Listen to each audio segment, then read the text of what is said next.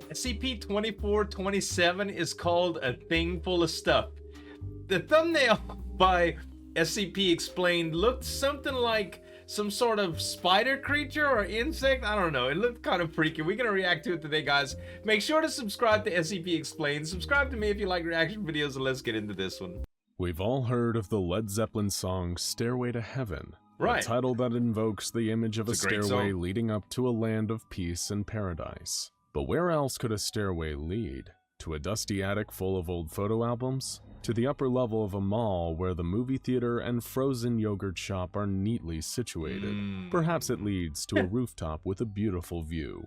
Or maybe, just maybe, a staircase could lead you to SCP-2427. Which is? SCP-2427, appropriately nicknamed A Thing Full of Stuff, is an extra-dimensional area filled with a variety of unusual and anomalous objects. Okay, it's an area. SCP-2427 can be accessed by way of a broken stone staircase located in rural Ohio. Okay. According to local legend, carrying a sprig of hemlock up the broken stairs will allow a person to emerge into a mysterious grass clearing that appears to be in a forest somewhere in the United States. Okay. No matter what time a person ascends the staircase, the solar time in the clearing will always be 2 p.m. You know how people say it's 5 o'clock somewhere? Yeah. Well, it's 2 o'clock somewhere too. It's 2 o'clock somewhere. And that somewhere is here. Right. The pocket dimension that is SCP-2427 is thought to have been a holding area for weapons, prisoners, and artifacts belonging to an ancient cult known as the Brazen Heart.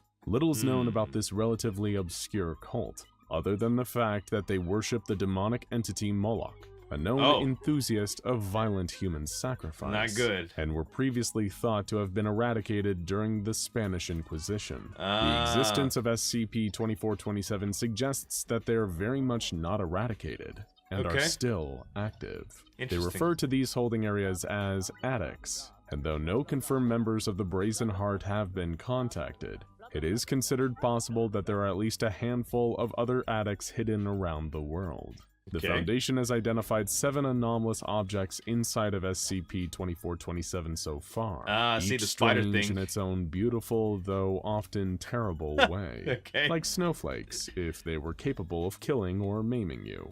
The first object in SCP-2427, aka SCP-2427-1, is a seemingly normal fire hydrant. However, if you think there's anything normal about the items found here, then you haven't been paying attention. The hydrant is made out of lead, and when opened, it expels high levels of ionized radiation. No specific measurements of the radiation have been taken yet, but it is definitely hazardous to human health. One unfortunate member of D-Class personnel has proven that it is a high enough level to melt human flesh. Sorry about your face, Dave. The hydrant is currently contained within an electrified perimeter, and is not to be opened under any circumstances to prevent any further flesh melting. The last thing we need is another Dave incident. The second object contained within SCP-2427 or SCP-2427-2 is not actually an object at all. It's a building. Only on number 2, and we're already throwing curveballs at you. Trust no one. Surprises lurk around every corner. This particular building resembles a large multi-storied sanitarium built in the 1860s. Though it is clear from the outside that the building has or should have multiple stories, the inside is a different matter. Past the building's front doors is a non-Euclidean space consisting of a single floor and 3 sparsely decorated rooms with 1 central foyer. The first room is the holding place for SCP-2427-3. The second contains SCP-2427-4, and the third room contains nothing except scattered religious documents, bottled water, and a selection of canned food. No unauthorized staff are permitted to enter the building, in order to minimize complications or potential employee casualties. The first 2 anomalies on this list are hardly even strange by SCP Foundation standards. Sure, the hydrant can melt your face, and the building defies the laws of physics and space, but that's just a regular Tuesday around these parts. It's true. It's true. Seen that. What else you got? Well, SCP-2427-3 is where things really get strange. What the heck is If you're wandering through the bowels of SCP-2427-2 and you make a wrong turn into the first room, you will find yourself face to face with a startling sight. This entity is a combination of electronic circuitry, a cow's digestive tract, the hairless head of a human man, a hat rack, several lengths of garden hose, and an unidentified crystalline structure. What kind This creature is extraordinarily fast and strong, exhibiting carnivorous tendencies and a very strong point of view on the world around it. Okay. Lucky for us, it is capable of speech and is able to tell us just what it thinks. Interesting. Though this monstrosity doesn't have much of a right to pass judgment on anyone, cow intestine, body and all, it has expressed a violent hatred of all life that it considers impure. Anyone who encounters SCP-2427-3 experiences an overwhelming desire to submit themselves for judgment, allowing the creature to determine their purity. There is a rumor that if one is judged to be pure, they will have a wish granted. If they are deemed impure, however, they will be devoured alive. If you're tempted to introduce yourself to the creature, your odds are not especially great. No. The creature has not encountered a single pure being yet. Wow. In order to protect the Foundation staff working in its vicinity, well with the entrance to SCP-2427-3's room has been sealed off with a reinforced steel door, and the windows have been paved over with concrete. Armed guards are watching the entrance at all times. The creature must be fed 1 live goat per day in order to keep its appetite satiated. Wow. The Foundation's goat budget is through the roof these days, but it's worth it to keep the thing contained. Better to spend money on goats now and not spend money on cannibalized personnel later. You should probably start breeding them, SCP-2427-4 consists not of an object located within a room, but the room itself. The room, which contains no furniture and a linoleum floor, has a peculiar effect on the human psyche. Once a person steps foot into the room, they lose consciousness for 5 minutes. During this time, they will speak freely, listing off a variety of negative qualities about themselves. Once they wake up, they have no memory of entering this state or anything that they said during it. It's cheaper than therapy, right? But it's also much weirder and less effective, so you get what you pay for in the end. A member of D-Class personnel who was observed inside of the room waxed poetic about his personal failings, beginning his monologue with,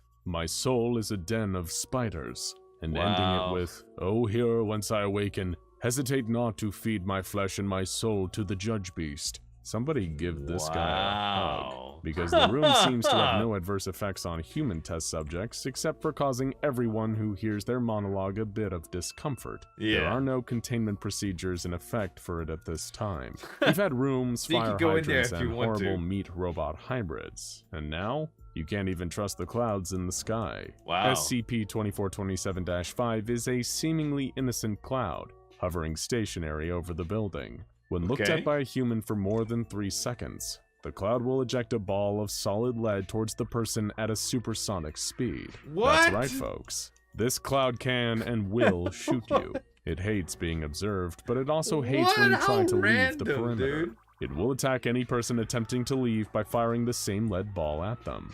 So far, 14 personnel have been killed by this highly aggressive cloud. And some people still think thunderstorms and hail are the worst things clouds have to offer. So naive. Pretty standard. As it is a literal cloud, there is no way to contain it, so no people in the vicinity of the cloud are permitted to look at it for more than 3 seconds at a time. SCP-2427-6 is a series of 18 small trees, spread throughout the instance of SCP-2427. Above ground, the trees look normal, though their species has proven surprisingly difficult to determine. From an external perspective, they are simply ordinary trees. However, radar analysis revealed that the roots of these trees are deeply strange. Instead of the usual twisting tree roots, the ground below these trees contains a mass in the shape of a human body. Much to the disgust of the observing researchers, these humanoid masses occasionally twitch and move, as if alive. The trees themselves appear to be growing from the crotch area of each humanoid figure. How's that for Morningwood? Oh no, I get it. Bad joke. This arrangement between tree and person seems to be some kind of punishment, as each tree is marked with a plaque reading, "The lecherous suffer what they must, and it is beautiful." Until it can be certain that the condition of these human roots is not contagious, these trees are to be treated as potential biohazards and isolated in individual containers. I wouldn't touch the final object in SCP-2427 currently categorized by the Foundation is SCP-2427-7. SCP-2427-7 is a pile of ashes and wood located just behind a posted sign that reads, The Liar's Cradle. Extensive testing has been established that the Liar's Cradle was almost certainly used as a torture device in interrogations performed by the Brazen Heart. A person standing within the boundaries of the cradle, which encompasses the aforementioned circle of wood and ashes, is unable to lie without suffering the consequences. Namely, they will be set on fire. The nature of how exactly the Liar's Cradle works is not certain, and more research needs to be done on it. However, this much is known for sure. It contains no sentient intelligence. It is not aware of what it is doing. It does not kill its victims, rather it keeps them miraculously alive as it sets them on fire, prolonging their agony and allowing their interrogators to get the truth out of them. A series of experiments revealed that it only immolates a person who is knowingly lying. D-Class personnel give demonstrably false information to repeat in the cradle without knowledge of its falsehood were not set on fire.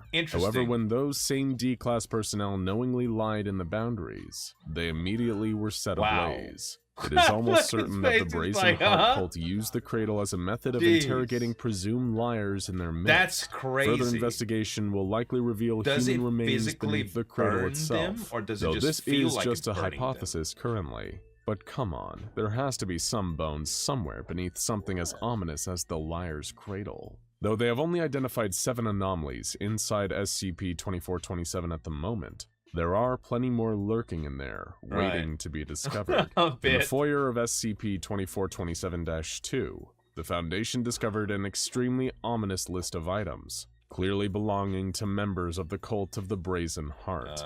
This list included some familiar items, such as pilgrim provisions, also known as the canned beans and soup found in SCP-2427-2, a level 3 purity proctor, a purge engine disguised as a fire hydrant, and the Liar's Cradle. However, it also contained many things that have not yet been discovered, such as 1 slaughtering perseverance, 27 pyre children, 3 ascended cultivars, 7 supreme angelics, 9 dragons, and the Brazen Heart itself. Dr. Gordon McElroy, site director of Area 2427, put out a memo to all level 4 and higher staff assigned to the area after the discovery of this list. Understandably, he was most concerned about the Supreme Angelics and the Dragons, that sounds pretty dangerous. The latter. The cult, as most cults are, is fond of deliberately obscure language, but you don't want to rule out the possibility they've got a fire-breathing lizard or 2 stashed away. In the meantime, as the Foundation is working to better understand the contents of SCP-2427, the area has been sealed off to the public. A 500-meter perimeter has been established around its entrance, and a fake private country club has been set up as a front. It's only a matter of time before the rest of the anomalies on the list are discovered, and this thing full of stuff gets even fuller of even more stuff. Let's just hope none of it ever gets out, because if there are more of these addicts out there, who knows what else the Brazen Heart is hiding. Their little cult may not be as extinct as we thought. Now go check out SCP. This was really interesting, man. I liked the fact that there was so many undiscovered things too. Like they haven't even tapped into all of the crazy things that this cult has put together. It seems like it would make some good tales too. Guys, make sure to subscribe to SCP Explained. Subscribe to me if you like reaction videos too. Thanks so much for watching. As always, this is Zueljin signing off, and we'll see you next time.